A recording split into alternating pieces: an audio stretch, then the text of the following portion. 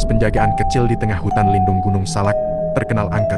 Berdiri sendiri, jauh dari pemukiman, pos ini hanya dihuni oleh satu penjaga setiap 3 bulan. Kisah-kisah tentang penampakan dan kejadian aneh selalu beredar, namun tak pernah ada bukti nyata, sampai munculnya kisah Mas Budi. Mas Budi, seorang pemuda lugu yang baru pertama kali bertugas di pos 3, awalnya tak percaya cerita-cerita itu. Ia pikir itu hanya dongeng untuk menakut-nakuti.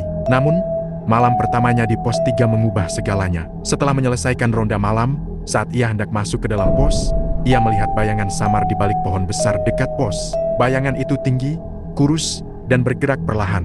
Mas Budi mengira itu hanya hewan, tetapi bayangan itu seakan-akan memperhatikannya. Malam berikutnya, bayangan itu kembali. Kali ini, Mas Budi lebih berani. Ia mengambil senter dan menyorotkan cahaya ke arah bayangan itu. Bayangan itu menghilang seketika. Mas Budi merasa bulu kuduknya berdiri. Ia merasa diawasi, diintai oleh sesuatu yang tak kasat mata. Hari-hari berikutnya dipenuhi dengan kejadian aneh.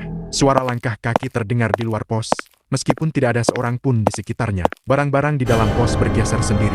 Mas Budi sering terbangun dari tidurnya karena merasa ada yang menyentuh tangannya. Bayangan itu selalu muncul, sesekali terlihat jelas, sesekali hanya samar-samar. Mas Budi mulai ketakutan. Ia mencoba menghubungi atasannya, tetapi sinyal di daerah itu sangat buruk.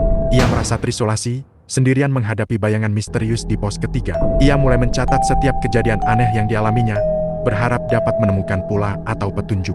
Suatu malam, saat bayangan itu muncul dengan lebih jelas, Mas Budi melihat sesuatu yang membuatnya terkejut. Di antara bayangan itu, ia melihat sesosok wajah. Wajah seorang wanita tua dengan ekspresi sedih. Wajah itu hanya sekejap, lalu menghilang kembali ke dalam bayangan. Mas Budi akhirnya menemukan sebuah buku tua di dalam pos. Buku itu berisi catatan-catatan tentang sejarah pos 3, termasuk kisah tentang seorang wanita tua yang meninggal secara tragis di tempat itu puluhan tahun yang lalu. Wanita itu konon sering bergentayangan, mencari ketenangan. Mas Budi menyadari bahwa bayangan itu bukanlah makhluk jahat, melainkan arwah wanita tua tersebut.